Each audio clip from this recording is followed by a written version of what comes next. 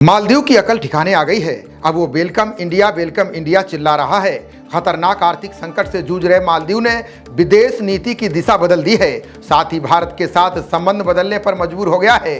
वहीं एक साक्षात्कार में मोहम्मद मुइज्जू ने भारत को सबसे करीबी बताया है। मालदीव के स्वतंत्रता दिवस समारोह में मुइज्जू ने भारत का विशेष उल्लेख किया।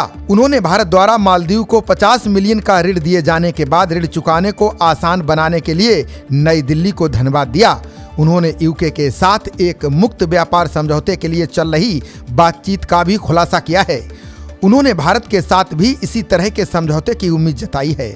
उन्होंने कहा कि स्थानीय अमेरिकी डॉलर की कमी को दूर करने के लिए मालदीव सरकार बीजिंग और नई दिल्ली के साथ मुद्रा विनिमय समझौतों पर बातचीत कर रही है। बता दें कि हाल ही में कूटनीतिक गलतियों के कारण मालदीव की आर्थिक परेशानियां बढ़ गई हैं। मुइज्जू के देश को उस समय बड़ा झटका लगा जब मालदीव के 3 उपमंत्रियों ने पीएम मोदी के बारे में अपमानजनक टिप्पणी की, जो लक्षद्वीप की उनकी यात्रा की तस्वीरों के जवाब में थी, जिसे उन्होंने संभावित पर्यटन स्थल के रूप में प्रचारित किया था। इस कूटनीतिक चूक के कारण मालदीव के पर्यटन में भारी गिरावट आई। नतीजतन मालदीव के पर्यटन क्षेत्र को नुकसान हुआ। अपनी अर्थव्यवस्था पर पड़ने वाले प्रभाव को समझते हुए मालदीव सरकार अब भारत के संपर्क में है।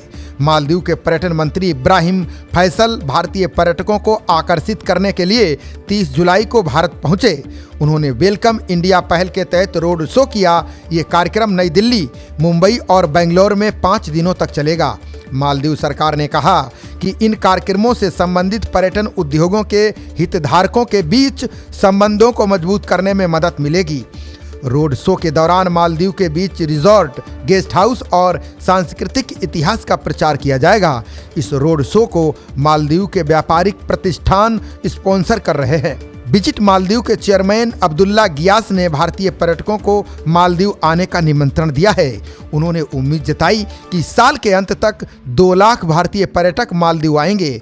पीएम मोदी पर टिप्पणी करने वाले निलंबित मंत्रियों की घटना पर उन्होंने कहा कि हम सुधार करने को तैयार हैं, भारतीयों का स्वागत करते हैं।